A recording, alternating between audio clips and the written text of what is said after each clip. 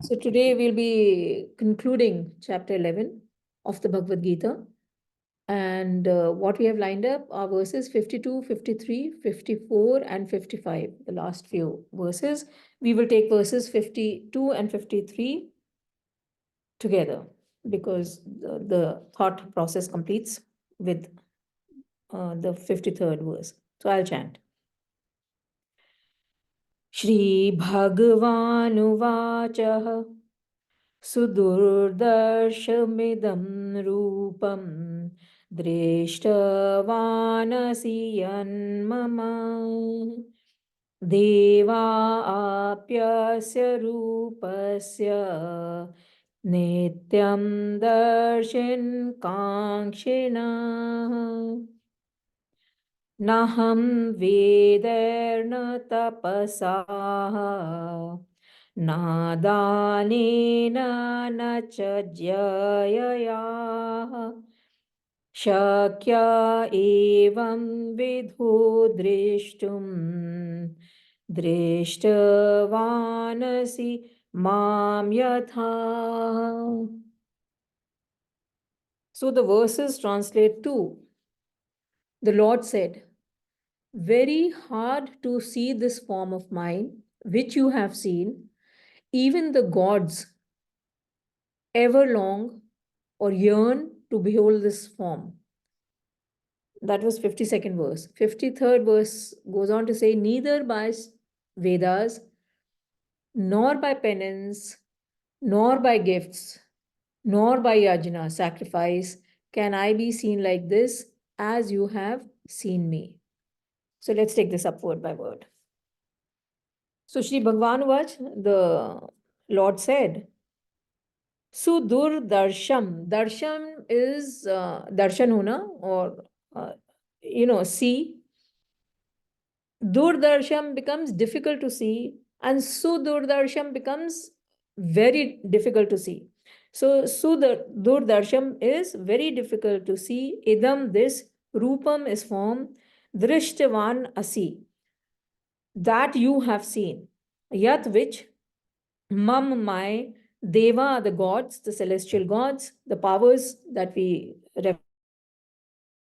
gods, Api, even, Asya, this, Rupasya, Rup is form, Rupasya becomes of the form, of form, Nityam, ever, Darshan, Kankshina, so longing to behold, Akanksha, Rakna, or of the Darshan. So Darshan, Kanksha becomes longing to behold. That was verse number 52. 53 says, Na aham, or not I, Vede na. So by the Vedas, na is not throughout the verse. Tapasa by penance, na not, danin by gift, na not, cha and ijayaya is yajna, through yajnas or by sacrifice. Shakya, possible. Evam vidhi is this kind. Drishtum, be seen. Drishtavan asi, as you have seen. Mam, me, yatha is as.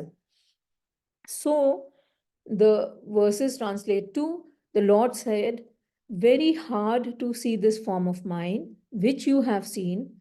Even the gods long to behold this form. Neither by Vedas, nor by penance, nor by gifts, nor by yajna can I be seen like this as you have seen me. So let's chant it together. Shri Bhagavanuvachaha Sudurdarshmidam Rupam Drishtavanasi Yanmama Devapyasya Rupasya Nityam Darshan Kankshina Naham Vede न तपसा न दानेन न च जयया जया शक्या एवं विधो विदद्रष्टुम् द्रष्टुम् दृष्टवानसि मां यथा. यथा So, as we just recapped, that these two verses, 52nd and 53rd, are repeating the same thought that Krishna had mentioned in verses 47 and 48. The only difference between the two, if we just recap these verses, right? The 47th and the 48th verse, which Sonia recapped for us, that he's added in this 52nd verse, Lord Krishna has added the name, the gods also, right? That's the only difference. Now, what is Krishna saying? That he's repeating, he's driving home the point that it is very difficult to see this form of his, which is the totality of the world, beings, and things which Arjun was able to see. And Arjun saw it within, as a form. And this was possible only because of Krishna's graciousness. And in the 52nd verse, he goes on to say that even the gods cannot see this form of his, and while they long to see it. And why cannot the gods see the form of Lord Krishna as this? Because the gods are also part of that form. I mean, because it's the Brahman, the God, the one God that is enabling all these other gods. So they are not able to experience it. See, we know that the earth is moving, okay, it's rotating the on its own axis, and it's revolving around the sun. But when you're sitting or you're standing at a particular place, you don't feel the movement because you are part and parcel with the earth. And so we don't see it. It's when we see something else, the sun, the day turning into the afternoon and evening and so on, that we know that some phenomena is taking place, and that we have scientifically explained as the rotation of the earth on its own axis, which is causing the day and night, right? But we don't feel it. We don't see it. I mean, we see it with respect to the sun, but if you were to tell me, I mean, if I was sitting in a dark room or a artificially lit up room, I will not be able to make out that I'm moving, at such a speed. Similarly, the gods are not able to see that form because they are part of that form. They are within that form.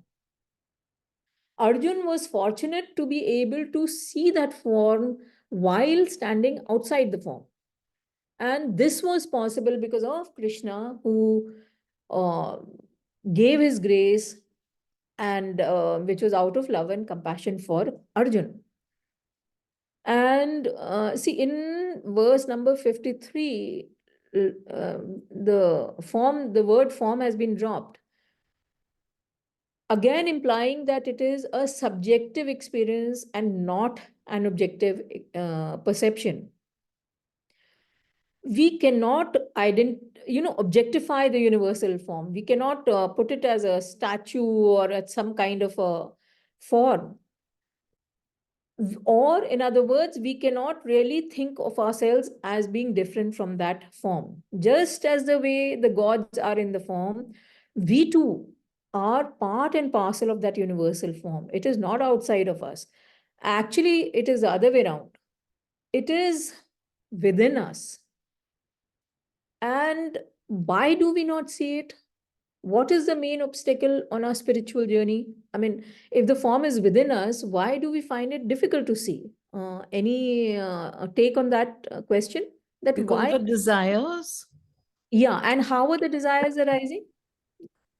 vasanas. Vasanas, they are unfulfilled. Yes, absolutely.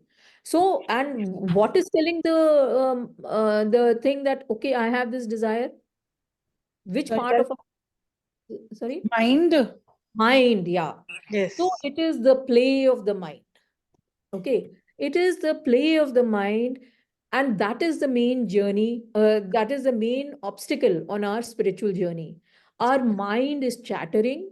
It's like a monkey. It is selfish, and it creates attachments to the world. And left ungoverned, that means outside the control of the intellect, it can just lead us to, uh, you know, uh, to havoc, I mean, if we don't really control it. And therefore, we have to stop listening to the mind, or we have to control the mind, or we have to decondition the mind and bring it completely under the control of the intellect and understand that reality exists within each one of us, right?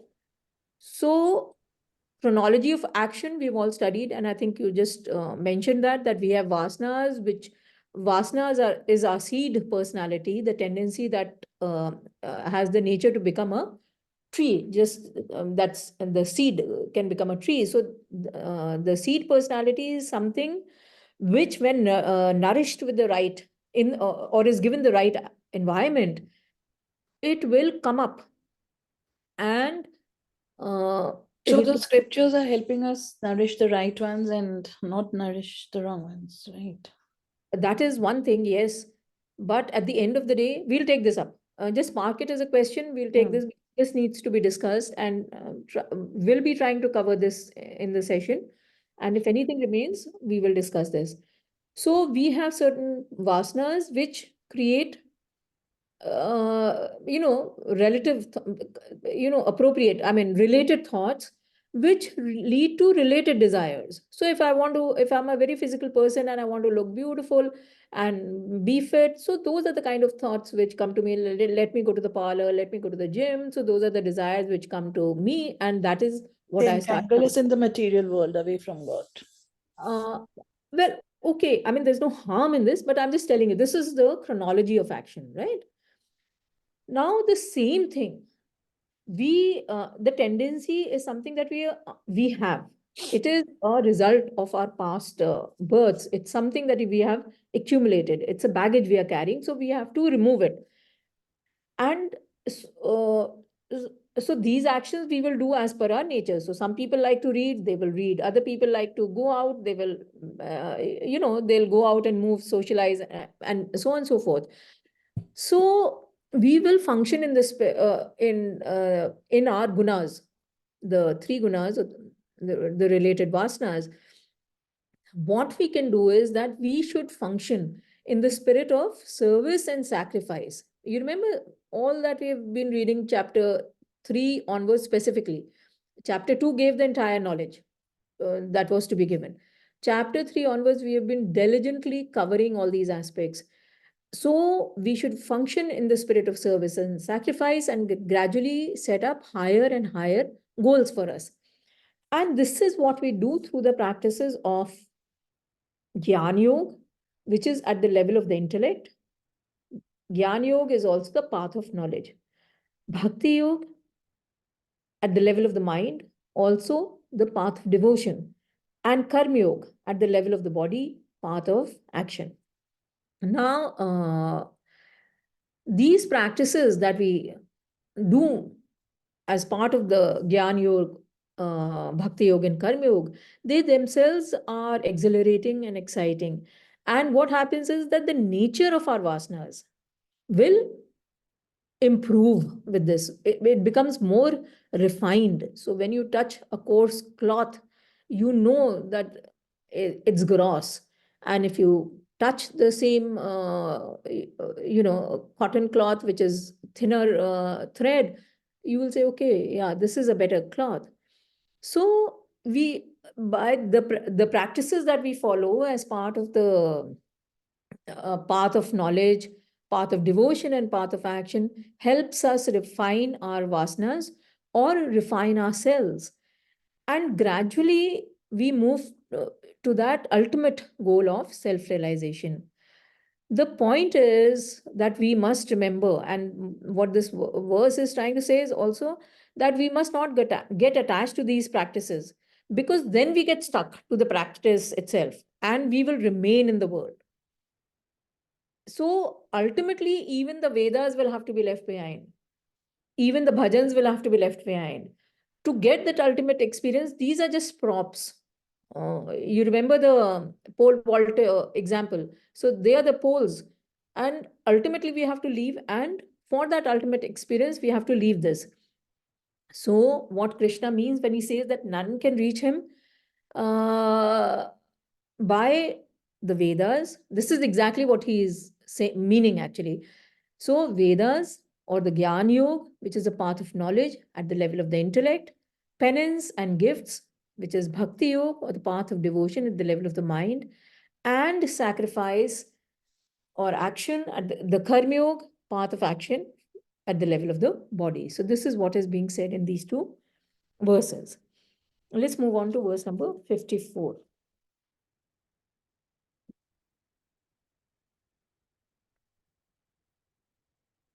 Bhaktaya tavannanya shakya ahamevan vidhurjuna Gyatum dreshtum cha tatvena praveshtum cha parantapa.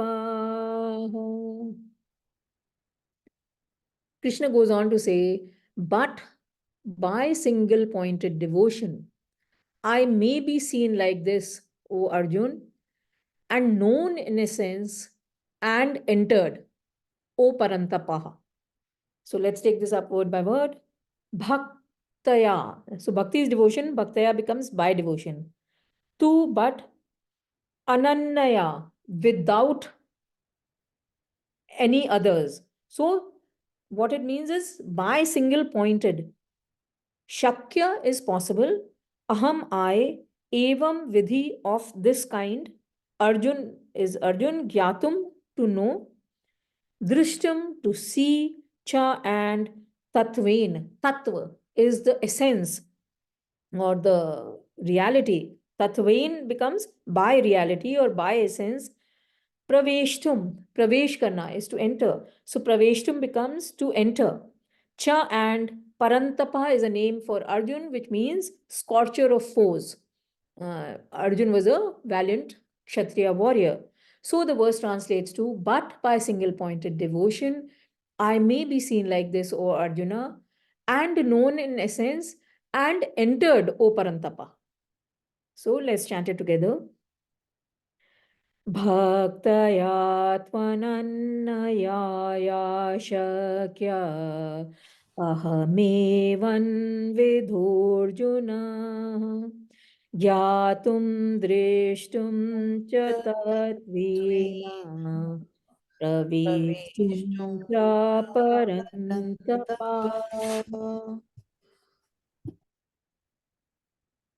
So, throughout this chapter, Krishna has maintained that no one can see his cosmic form, and it is out of his compassion and goodwill towards Arjun that Arjun is fortunate to see this form. And also, he's repeating that even through the practices of Gyan Yoga, Bhakti Yoga, and Karma Yoga, one cannot see him. And just in the 53rd verse, he said the same thing. Now he seems to be contradicting himself. And when he says that one can know and enter the supreme state through what a practice? What is the key point in this verse? Unalloyed, only devotion, single-minded devotion. Single-pointed devotion. That is the key point of the verse. So no Yeah. devotion to children. Sorry? Society. So single-pointed devotion is what we must have. And what will single-pointed devotion do? Will invoke the grace. That is the method for invoking the grace, single-pointed devotion. Now, what happens in single-pointed devotion towards the God? Of course, not to ourselves, So having single-pointed devotion towards that reality, that supreme truth, our ego falls off. Our egocentric desires fall off. Attachment to the objects of the world are all gone. So the world becomes, we live in the world, but it is not, a showstopper for us. And the form has again been dropped. It's not used here. That is important because God is beyond perception, actually. It is not an object of perception. And the point is again being brought out when he says, no, that can be known in a sense and entered. If you are entering, that means you become one. You cannot perceive it. I mean, you've entered the room. So if you say house number so and so, and you enter it, now you cannot perceive it. I mean, the underlying assumption is that you are in that house, but how do you know you're in the right house? So once you have entered it, you've become part of that perception. So, I mean, you cannot really, you are part of the experience, so you cannot experience it. It's that same movement of the earth thing. So, what the import is that the God is beyond our finite faculties. And we've been reading this throughout the Bhagavad Gita. And I will quote the verse 42 from chapter 3, which was the Karma Yoga or the Yoga of Action. That the senses are said to be great. Okay, senses are where, at what level? First level, Which is gross, material, which away is from God, outside. no.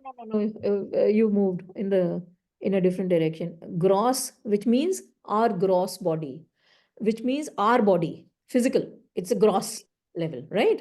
Senses are said to be great, right? They're at the body level. Greater than the sense is the mind. Mind is our subtle body. Greater than the mind is the intellect, which is intellect. Our intellect is also at the in the subtle layer of our personality. That which is greater than the intellect is He or the God. So this was what the 42nd verse of chapter 3 said. The senses are said to be great. Greater than the sense is the mind. Greater than the mind is the intellect. That which is greater than the intellect is He. So, now what? Now let's analyze this. We are composed of the gross body, the physical body, which is our physical body, then the subtle body, which consists of emotions and thoughts. And in the middle, we have a causal body, which is the vasanas or the seed personality, unfulfilled desires. And behind all this or inside all this is that pure consciousness, which we represent by Om. So what is being said is that emotional joy is superior to the physical pleasures and intellectual satisfaction is superior to emotional joy. That's the hierarchy of the pleasure that we are seeking. Now, because our perceptions end at the intellectual level, we are not able to go beyond that. But if we use the same hierarchy, the greatest pleasure would be at once we become one with that, with our own consciousness. So, as we start moving to the subtler layers of our personality, we start deriving greater happiness.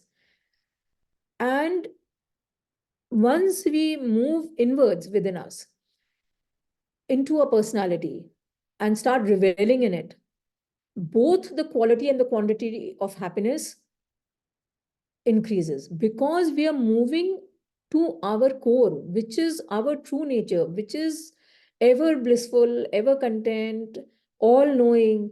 So as we start moving in that direction, we start having greater joy and greater happiness, and the quality and quantity of happiness is far superior to what we experience as we move out into the world. Now, our essence or God is reached by peeling the layers of our own personality till we reach the core when we are one with that supreme bliss. And we directly, so we have entered God or we directly experience God. This is what the verse is saying. And in Katha Upanishad, it is explained like peeling the layers of ourselves. And, by negation that this is not me and this is not me, till the time we reach that Purush. It's referred to as Purush in the Upanishad. Within us, Purush means God. And the experience of realization or reaching God transcends the senses and all worldly pleasures and achievements. In that state, we become one with the supreme reality, or we enter into reality. So, the method to do it is single pointed devotion or thought. That means we think of God and only God. We are concentrated on God and we are aware of God.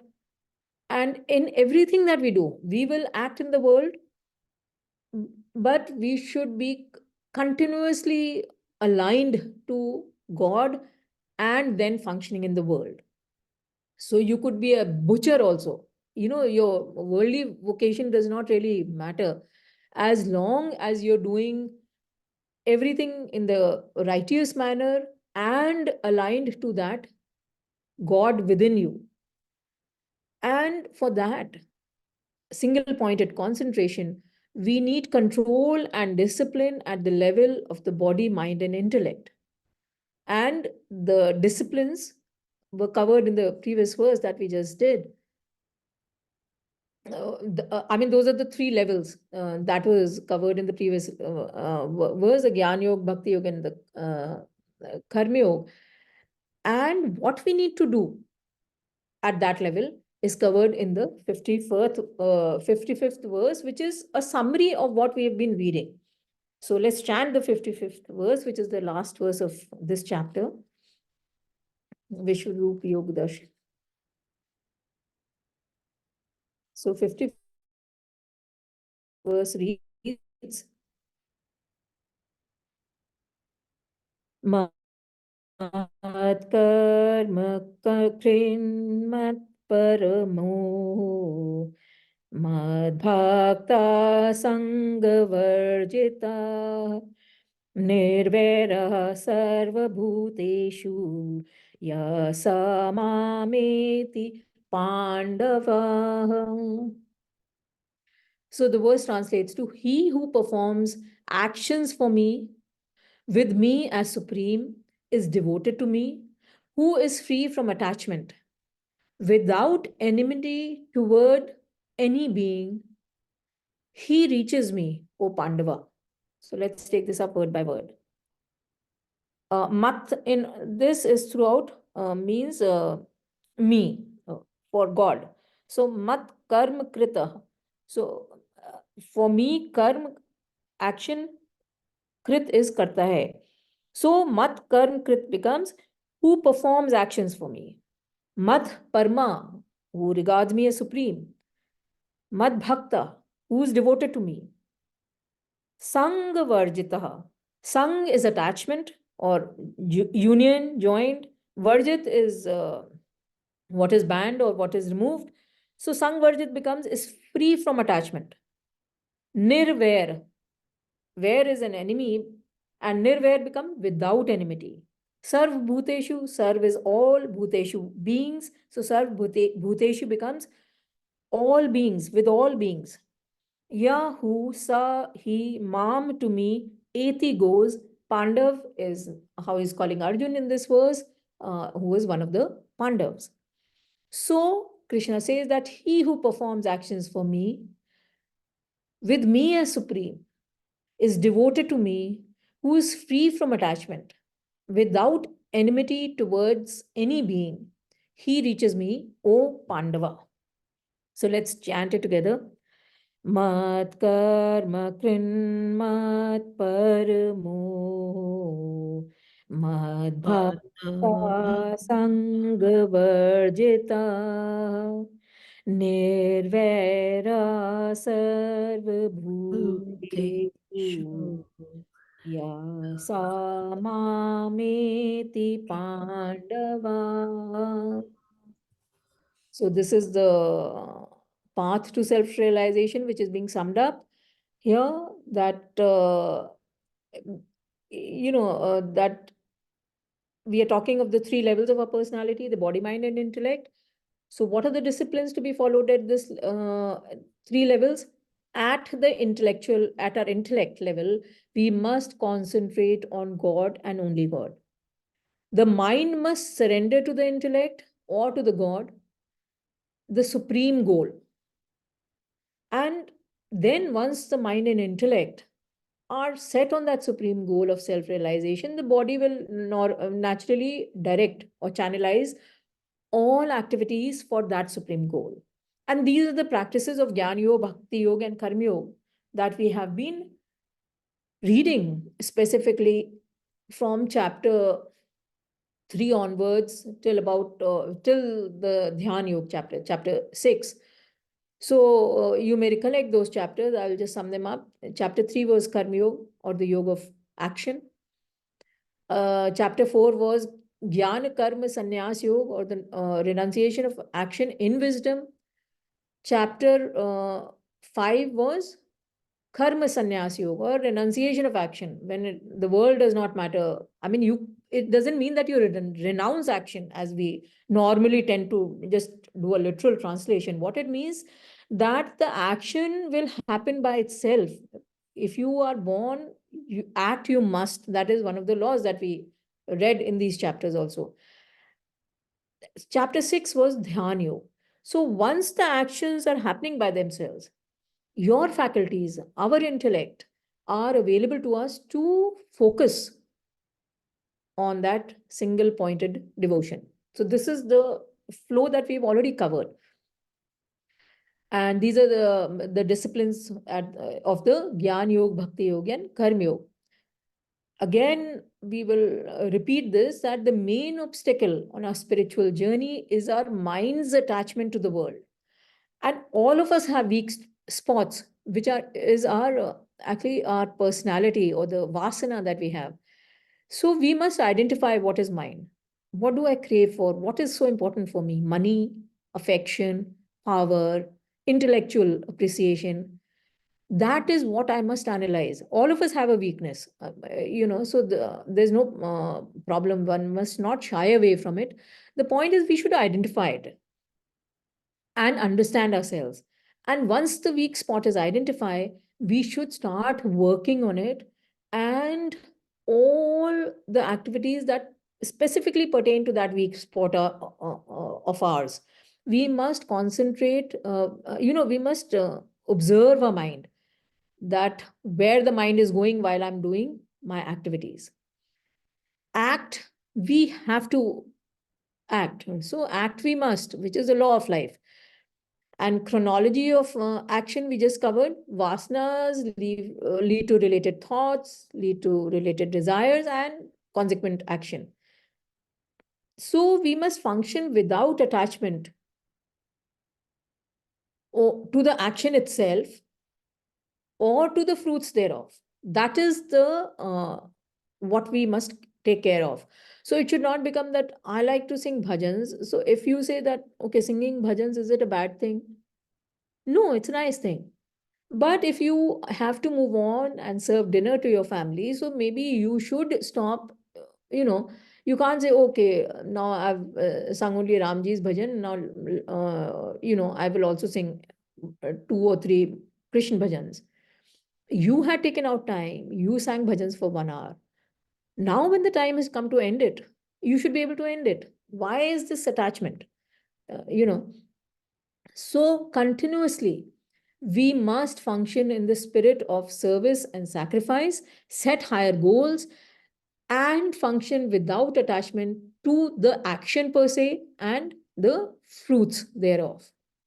This is what, as I just summed up, we have been reading from chapter 3 onwards. Also, what the verse is saying, you may recollect, Ish Upanishad, verse 6. Yastu sarvani bhutanyat manne vanu pashyati sarva bhuteshu chatmana tato na vijugupsate. So the one who has performed these practices of yoga, in the Upanishads, it's not specified as specific, it's not clearly articulated. They're at a higher level. Bhagavad Gita details them out, and we have complete chapters devoted to these practices. There it is summarized. So the verse translates to, this is of the Ish Upanishad, the verse number 6. The one who, having performed the practices of yoga, starts seeing all created objects, living or non-living inside Paramatman or God, and also Paramatman or God inside all of them. He detests no one. So when a person reaches that state, he is ever content. And because he's content, there are no more desires. He is not desiring for more. Therefore, he develops no more vasanas. And whatever vasanas he has, because he is actually existing, he or she is existing in a human form. So that means there's some remaining vasanas, something that has to be fulfilled. So such a person starts sublimating whatever vasanas or trace vasanas remain, those also start getting sublimated. This liberates him from the world because all these actions are performed without a desire. So they don't stick to us, stick to the person. And once liberated from the world, he becomes one with the self. Right. So it's just the way that the river, when it starts flowing to the sea, it is constrained by the land as it's flowing down. But once it flows into the sea, it just merges into the sea. It enters the sea. Such a person starts seeing oneness across all waters which are falling into the sea, or starts seeing oneness across the board through in the entire creation. And where are we different? How do you know, where is the contradiction in us? That suppose someone were to ask that who should be the most melodious person or the most intelligent person or the most beautiful person, always the answer would be I should be me. I should be, most talented person should be me. Also, in respect of certain other qualities, things like sharing, loving, forgiveness, more than us, we want others to have them. So, Funny. yes, now you think about it. So, this is a very contradictory feeling, state of affairs. So, you want others to be loving towards you, but you don't want to be loving towards them. You want them to forgive you, but you mean about forgiving them. You want them to share things with you. Why don't you share things with them? So, why do we not have the sameness or the oneness with these set of qualities? But when it comes to appreciation, talent, we want to be better than the others. This is because we do not see oneness across the board. Our feeling of competition should be transformed into a feeling of oneness. And with that, we will conclude today's session.